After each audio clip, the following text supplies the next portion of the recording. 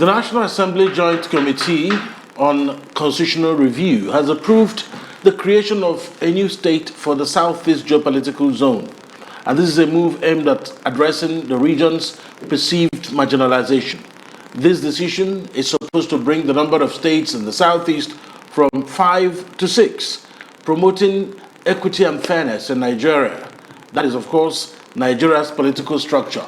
The proposal requires further approval from the National Assembly and two-thirds of state houses of assembly. Now, with everything that we know, there are various proposals from the Southeast. That is Adada, there is Etiti, and a few others. But there's also, within the flanks, you have an Anioma proposal, which went honored, according to Senator Ned Nwoko, who proposed it, that if it happens that Anioma will now go to the Southeast, but the Joint Committee is saying that one state will come from the Southeast, and based on current delineation, it should be from the Southeast, or is it not? We'll find out the answers to that. And again, if it comes here, where will that state come from? Which part of the Southeast will the new state come from?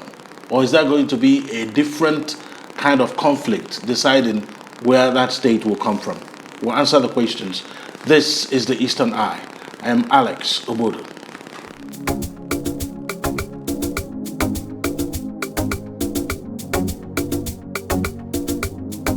You're welcome to the Eastern Eye, a program that x-rays the political, social, and economic developments around us. Joining me tonight is James Ngwu Eze. James Ngwu Eze is a journalist, is a poet, and the CEO of Udala Tree Concert. I like to add that, just to mention Udala. Good evening, James. Good to see you. Good evening, Alex. Don't mind me, I like to add the Udala, just to hear Udala. For obvious reasons. All right, you're welcome. So, we're hearing the news again. I mean, for those who are in tune with Christmas carols, they are decking the halls with the call for creation of states again. So, finally, I think this is the first time a National Assembly Joint Committee is pointedly saying it should be nice for Southeast to have a new state. Let's look at it from that lens. It is a departure from what we used to know since 1999. How much of a departure is that? Brilliant question, Alex. And my response would be that this is the bend in the river. This is the turning point that we have waited for so many years. It would seem that finally, the injustice that our people have lived with for decades in Nigeria is about to be corrected. Nigeria is about to really finally recognize the imbalance in the structure of the federation that has so far been very, very injurious to our people, very, it has sort of, made us look less important, in the front of our peers. It is part of what I am actually, personally delighted that something like this is happening in our own time, Alex. Because it's not unlike Nigeria to have ignored, the passionate pleas, the years of cries for equity and justice, the efforts to draw attention of Nigeria to deep-seated wounds and injuries and anxieties and concerns of a strong and powerful component of this federation. And I say this with every sense of pride because when you look at the history of this country, the people of the Southeast have always been at the forefront of every nation-building effort. Our political ancestors played very prominent role in the independence struggle Nnamdi Azikiwe, Mokugo Okoye. So many of them, the Zikist movement, all the,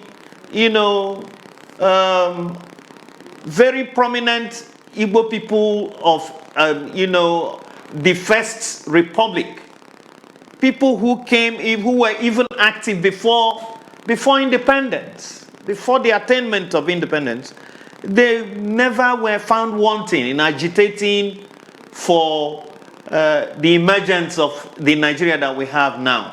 But little did we know, or did they expect, that there would be a time when the Igbo would be relegated to the background, like our people have suffered, the kind of ignominy and loss of weight that we have struggled with for so many years. And happily, Alex, like every awful moment passes. And when I say a moment, a moment could be 60 years, it could be 50, it could be even 100. But the only thing that gives joy is that Martin Luther King says that the arc of the moral universe still bends towards justice.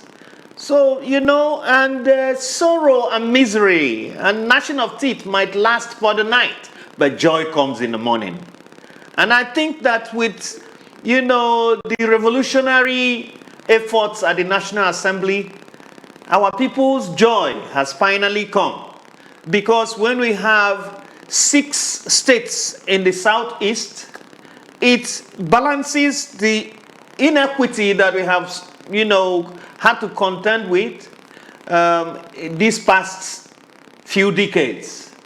Look, when you think in terms of the kind of prosperity and advancement and development that a new state in the southeast will unleash, the deluge of opportunities, the chance for self, rediscovery and affirmation, the reparation of our broken psyche, so to speak, because when you look at the structure of the country and you see that the southeast is the only region with 5 states, and you look at other regions, in the federating structure, and someone probably from the north tells me, look at you, what do you amount to? And he makes an allusion to the structure of the country. I would actually feel very insecure, because it's always very difficult to confront the truth. When somebody tells you the truth about yourself, especially an uncomfortable truth, it hurts. So now that there is a move to balance this inequality, we should be happy. And I want to thank the committee of the National Assembly behind this. And I think they have etched their names in history. And history will be kind to them. Great. I mean, when you reference Truth Hurts, I remember the song I used to rhyme to back in the days. The name of the song, I won't get into that now, Truth Hurts. But let's get into the brass facts of this. Yeah.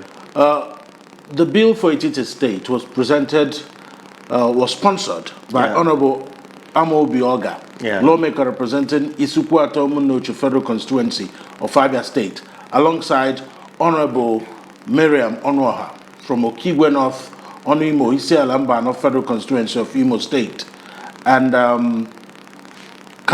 Honorable Kama Ohozara Onitsha Ivo Federal Constituency of Ebonyi State, and Honorable Princess Nnabife from Orumba North and South Federal Constituency of Anambra State, and Honorable Anna Ayonwebu of Anenri Ogwoju River Federal Constituency of Enugu State.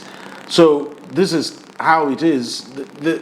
The argument for Etiti State is that it dates back to 2014 National Conference, where Jonathan was still the president. But then they made a proposal where those local governments will be carved out from. So I'll have to read them out. I think we have that a map depicting that.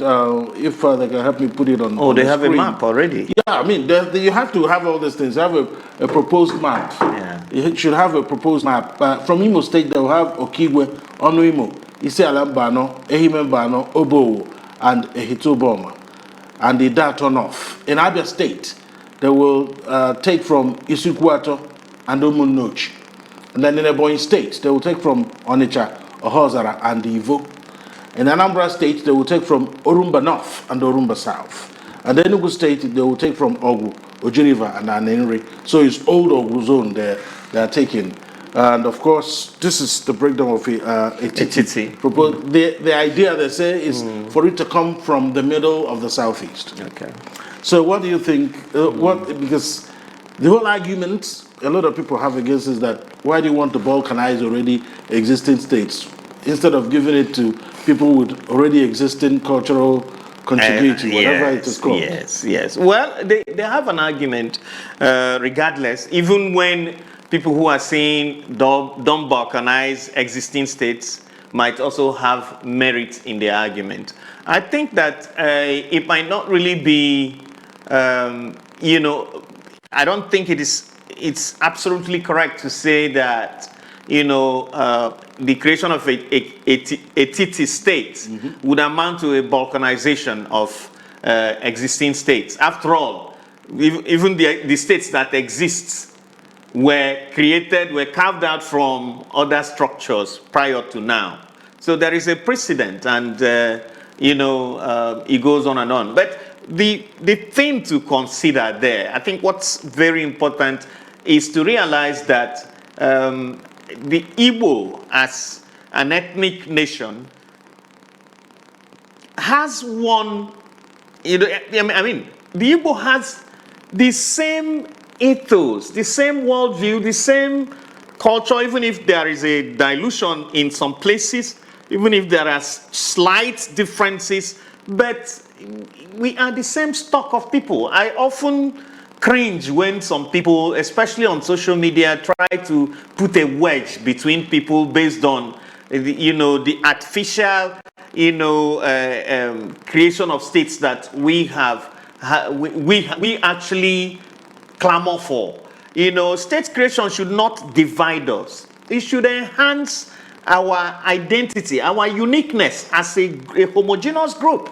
I don't see any differences between the Enugu man and the Owerri man, or even the Oka man, or the Abakaliki man, in every sense of the reality or the realities of Igbo life. We came from the same stock. It would be absurd for anyone to argue differently. That's right. I have a friend from Orumba, I think Orumba North. One day we were speaking Igbo, because sometimes we get into this, okay, let's speak only in Igbo. Yeah. And he said something that I found very striking. I thought he took that expression from the elders in my village. He said something about Maya always swallow. And I screamed. I said, do you guys have something like that? And he laughed. Because there is, the kind of palm wine that, people in the village, they tap and they call it always swallow. Undiluted. Undiluted, absolutely. But that is the term. The language. It hasn't touched the ground. It hasn't touched the ground. It's a pointer to its freshness. Absolutely. And the same thing applies to, I've heard people from Abo of all places speak, and they sounded like people from my own immediate culture. The Abo dialect reflects Nsukka dialect, deeply. I've heard that. So sometimes when people say, oh, we are different, we are this, we are that, oh, we are better than you, we are, you people are below us, and I think it is just human nature speaking, because fundamentally we are the same. So I don't think that we should hold on to some of these flimsy differences. Now that we have come to the edge to the edge, this is the moment we are so close to the breakthrough, but this is not a time to begin to emphasize our differences. Let's get the state first. For me, the Etiti state has a strong claim, just like Adada state. Yeah, we'll come to Adada. Okay. I want us to take it. I think that we should not look at artificial boundaries. So I listened to you talk about the proponents of a Etiti state, and to my satisfaction, they came from the different, components. Yeah. So the leaders of the various communities are effectively represented in the agitation. So why would that not be a possibility? All right, let's come to Adada State. I believe we'll have something that represents what will be the map of Adada State if it's created. Well, I want it on the screen.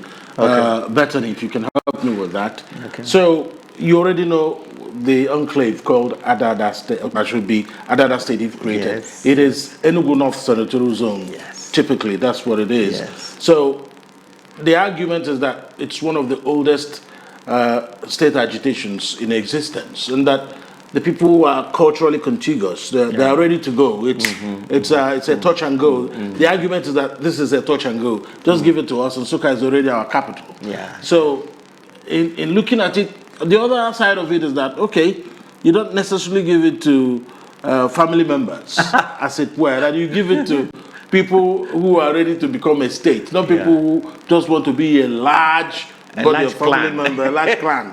So, but just help us break it down, because it looks like that's the only argument against Adada State, not that it's not deserving of getting one. I think the argument is actually watery. It doesn't hold any, it's not compelling. It's not a compelling argument. Let's face it.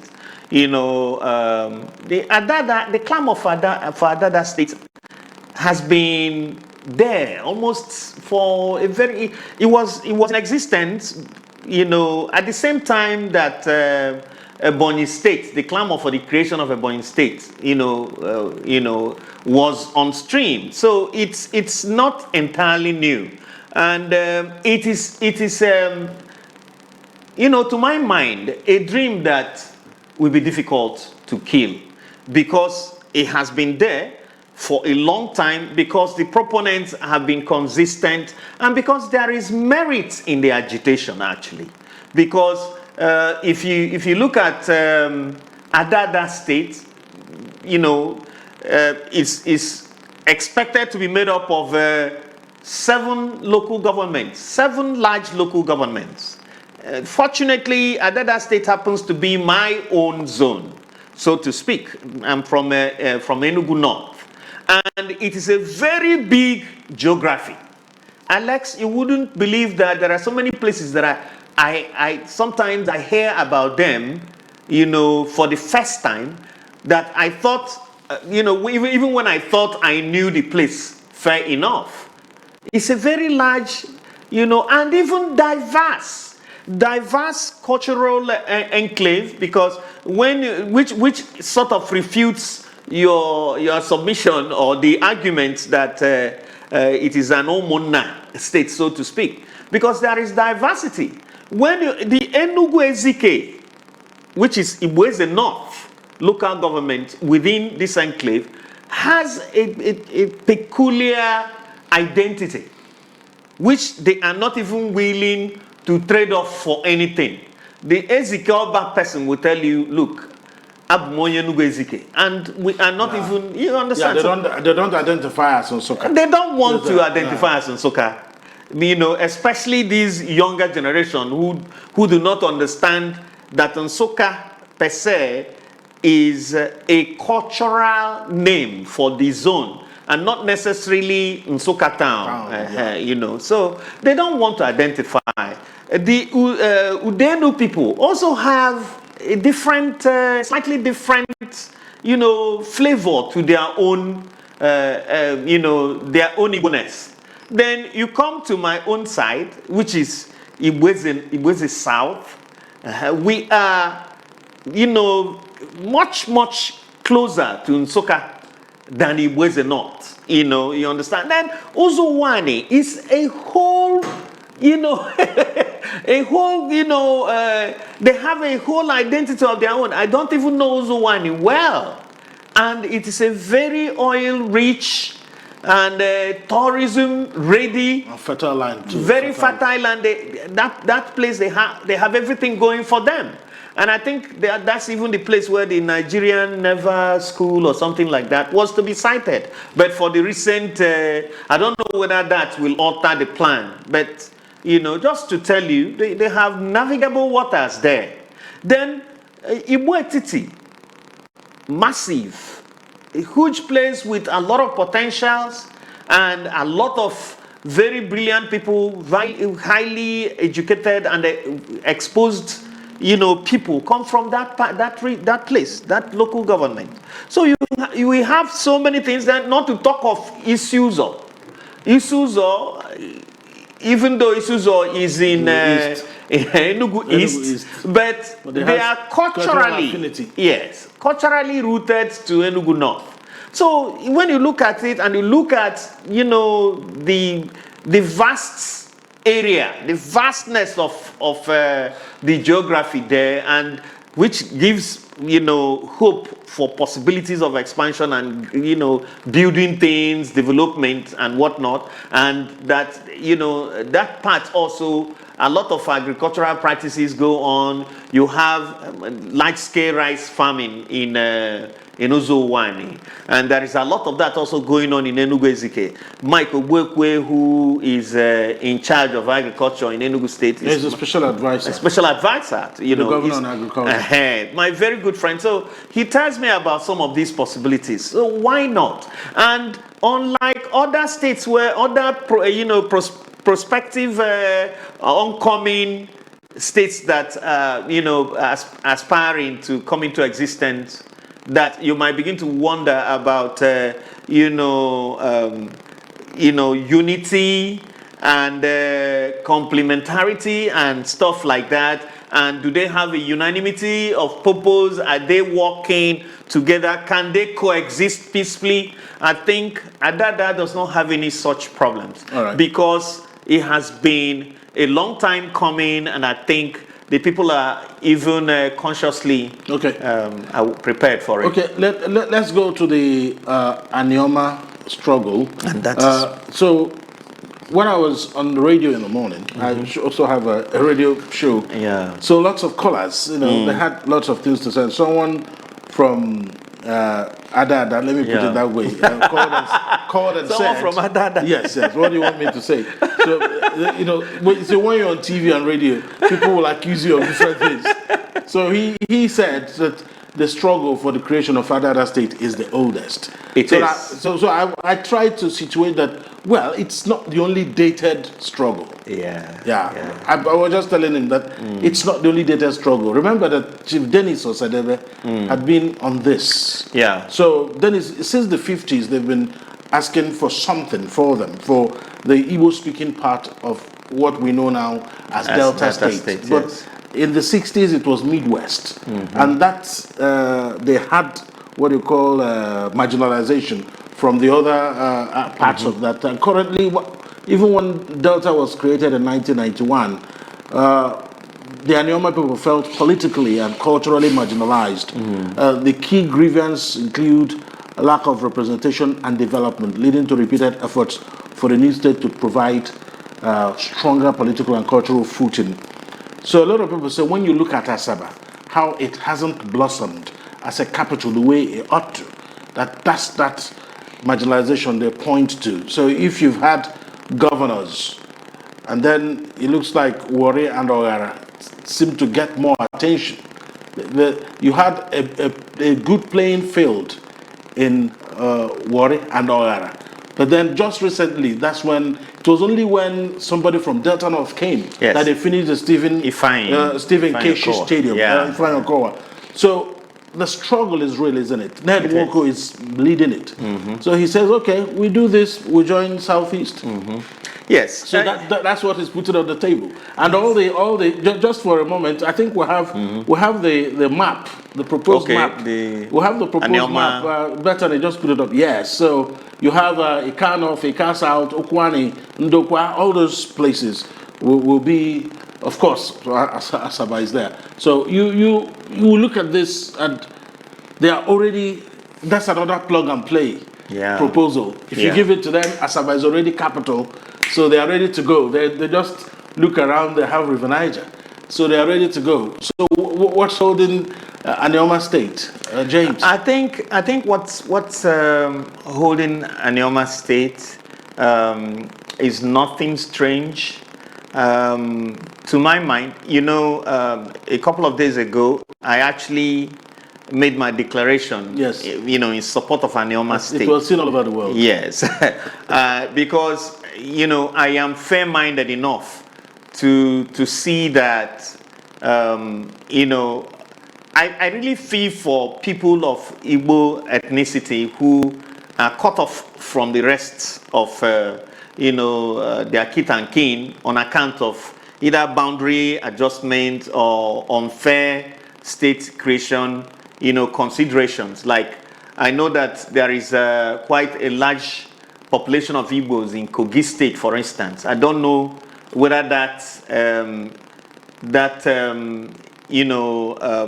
injustice will ever be righted at any point of Nigerian's development. But, for people of Delta North, especially the Igbo communities, we have their case is so clear, and I'm also aware that not only is Asaba plug and play ready, but they also the Ndokwa side has enough mineral resources to provide a very buoyant economic support for the emergence of the state. Should the state come into creation, they wouldn't struggle to survive. In fact, the proposed Anioma State will hit the ground running. They will even be perhaps in a better position economically than some existing states that rely wholly. Oil producing companies already in Delta North. Absolutely. So I also feel that carving them out and having them stand on their own would sort of make it a lot easier for them to integrate with the rest of the Southeast. Yeah. But there is a fear there, and it is genuine. Some people, since I made that post, some people have reached out to me privately to say, why are you even standing for Anioma State when there is so much disharmony amongst them? That so many people, some groups there in Anioma have been very, very vociferous in declaring that they are not Igbo and that they resent being lumped into the Southeast. Pardon me for interrupting you at this point, but even within Enugu, Anambra, Imo, Abia, and Ebonyi, are there not divisions? So you see people fighting to death over boundaries, over pieces of land. Yes. So what is the difference between what you get from the Igbo-speaking brothers and sisters in Rivers and in Delta, and what we get? And what we get here? Because you have all sorts of disputes and crises. Yes. The difference is not much. The difference is that there's always been this alienation. There is this feeling of difference, otherness by people cut off from the mainstream Igbo by natural causes like water, like the River Niger. I'll ask you to hold this thought. Okay. We'll take a break. When we come back, we'll get to right at the heart of the problem with the perception people within what is recognized as the Southeast geographically, the way they perceive Igbo-speaking communities that are outside of it. Yeah. When we come back from this break, stay with us. All right.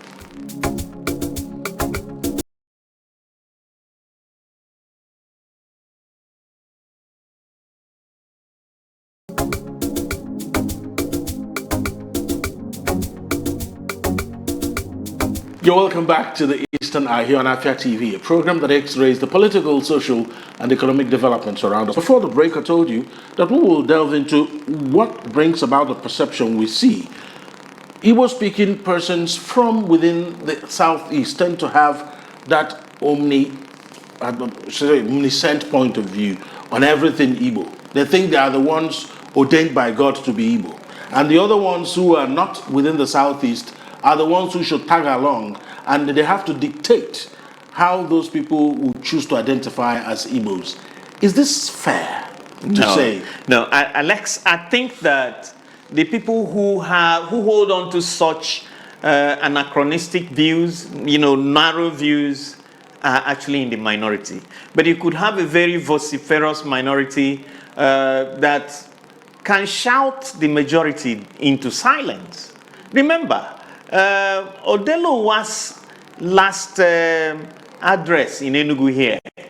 She's pointedly addressed that nebulous, issue that we have when she said that Igbo bu Igbo. Onwere Igbo ki Igbo. You can't, anybody from any part of Igbo land, anybody from any part of Igbo land who believes that he's superior to another Igbo on account of the location of his village is living in delusion. And that is the way it is. We should learn. I think that Igbo people should, whether you are in a leadership position, whether you are in politics, whether you are a member of the clergy, whether you are a trader in the market, we should learn subtlety and moderation. The idea of putting your neighbor down, your brother down, is not something that we should project in a melting pot, political and cultural and even religious, as Nigeria is. A place where you have lived as a people held in suspicion, a people treated like the other. And you come within the same Igbo nation again, you can't even find a common ground. You still find it within yourself to either, order someone else or put someone down or place yourself above every other, above your kith and kin. I mean, it is foolishness of the highest order. Igbo be Igbo, we are all the same. After all, I say, si chuonyi Igbo, si jidonyi Igbo ke Igbo n'ugwu Hausa.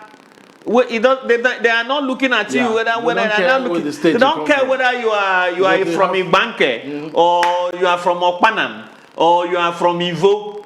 Once they see you, what they know is that Nibo, and they will come for you. So I think that at this stage, considering our peculiarities, our peculiar history in Nigeria, Igbo people should be wiser.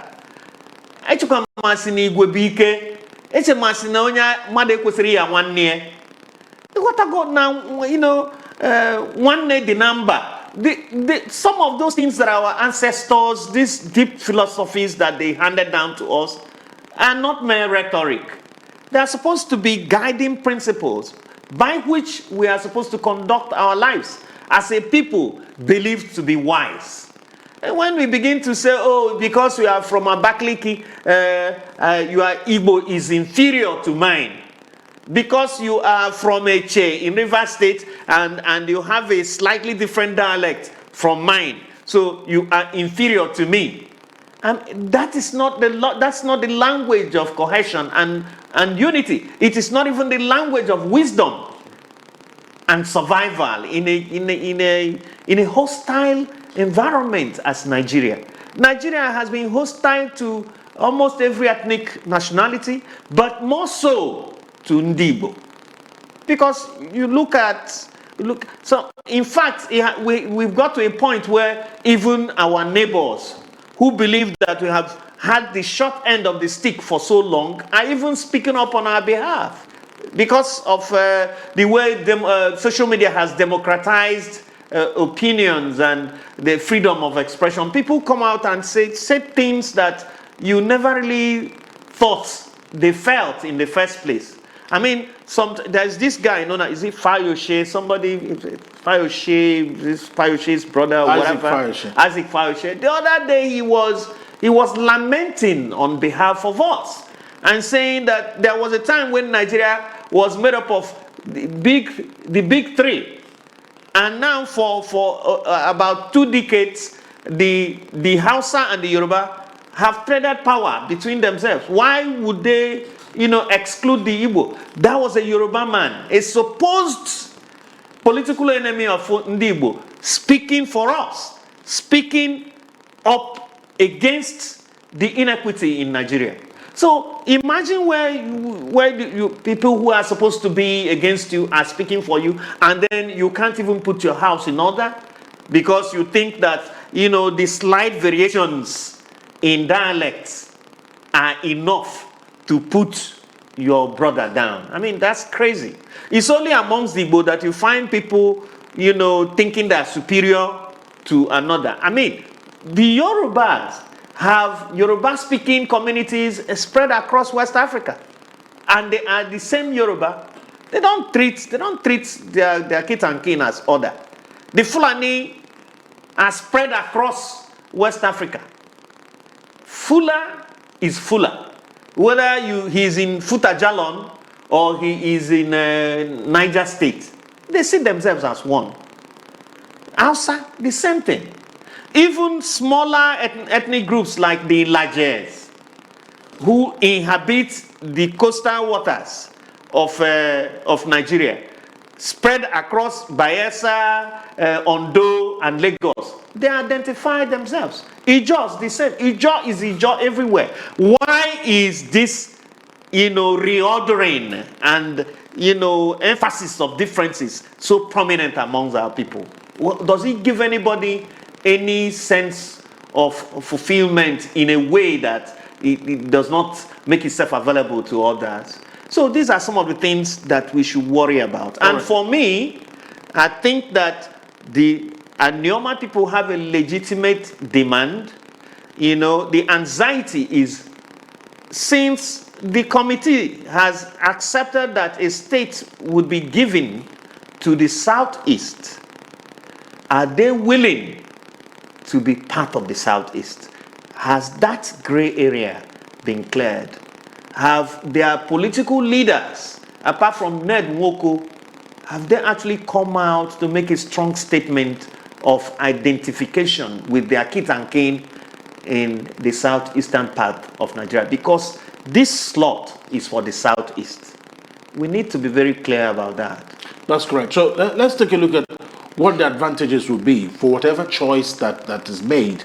And if the National Assembly gets it through, and then the state assemblies also give it a go-ahead, the Etiti state and the other state, let's operate on that too, as the two that is within the Southeast as we speak. Yeah. Well, the other one, so let's start with Adada.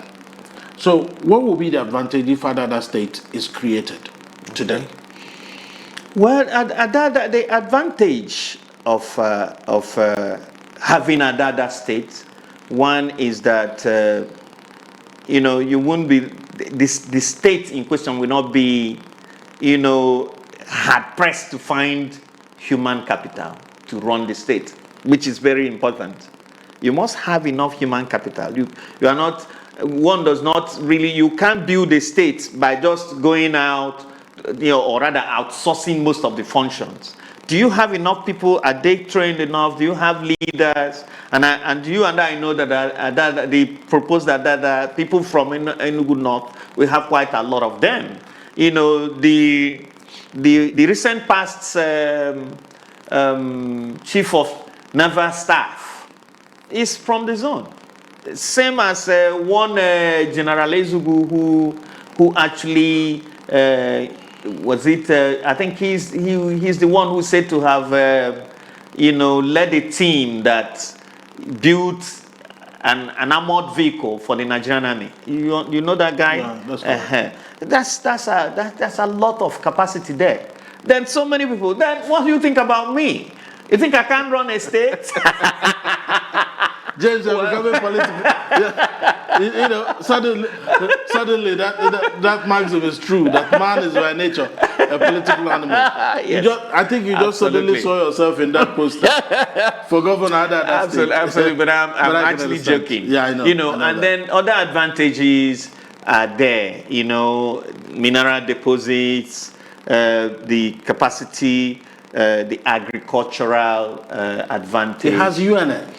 Well, that one Nobody's mentioning that. That is too obvious. Yeah. Yes, And they also have a Tiaroba University located at Ibueno. Yes. The School of Medical SUMAS, medical Sciences. Yes, medical sciences is there. Then the new Polytechnic in Ohodo, Federal Polytechnic in Ohodo, and quite a lot of other things. Those other things can come in due course.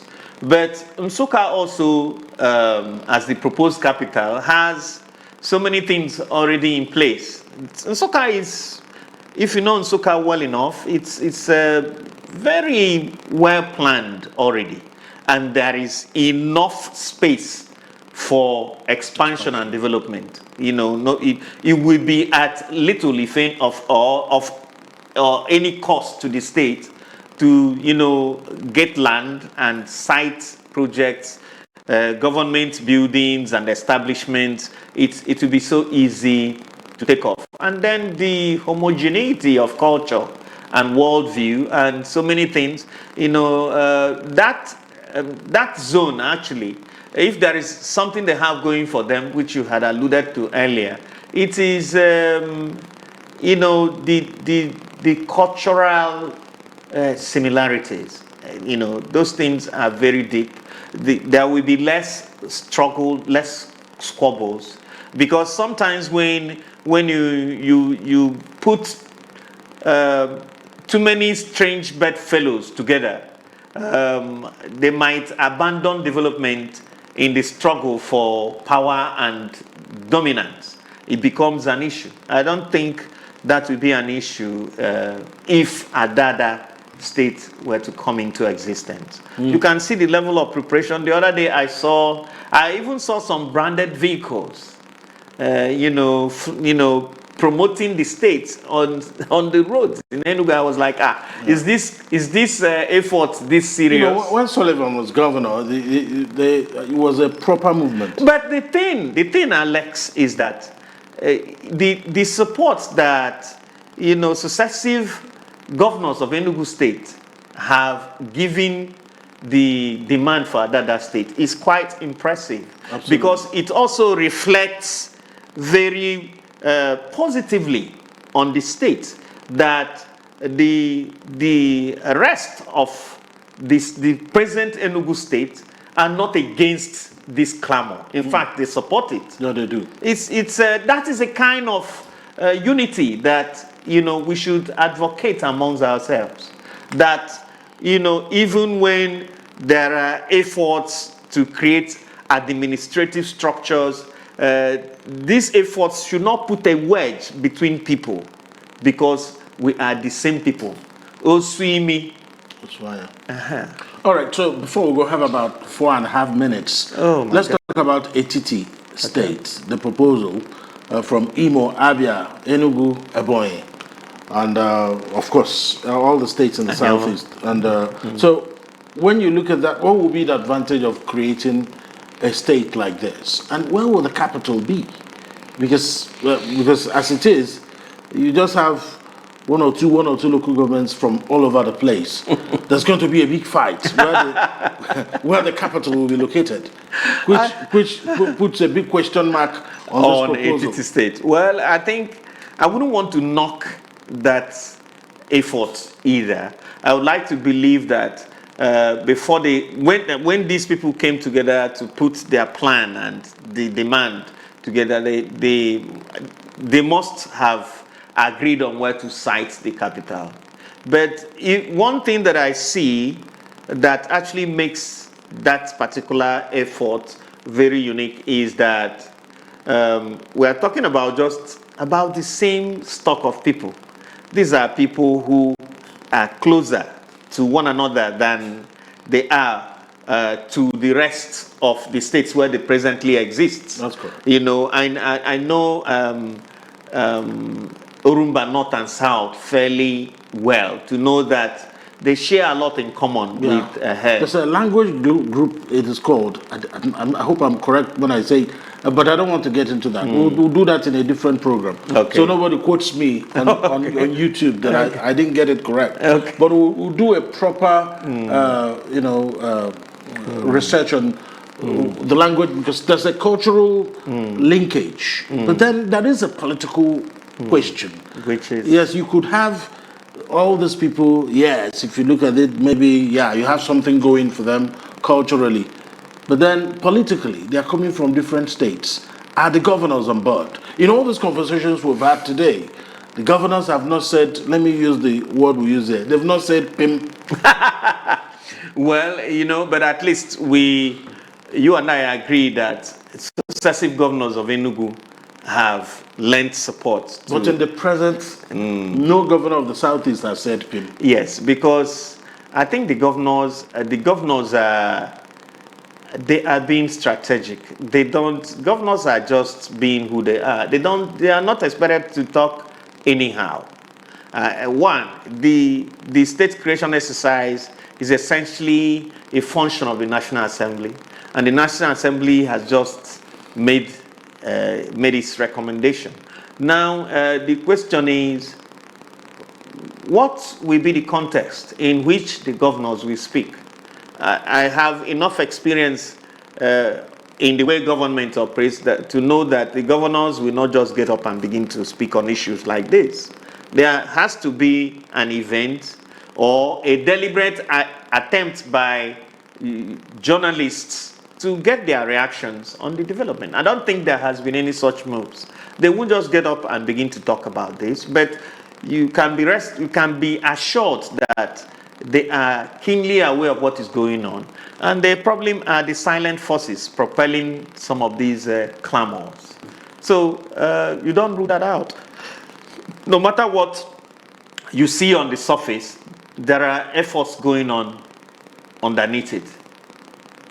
Yes. There are efforts going on underneath it. This would be a good place to leave it. I have to thank you so much, James Ngwu Eze, the poet, the journalist, and the CEO of Udala Tree Concepts. Thank you so much. Thank you, It's Alex. a very fascinating conversation we've had tonight here on the Eastern Eye.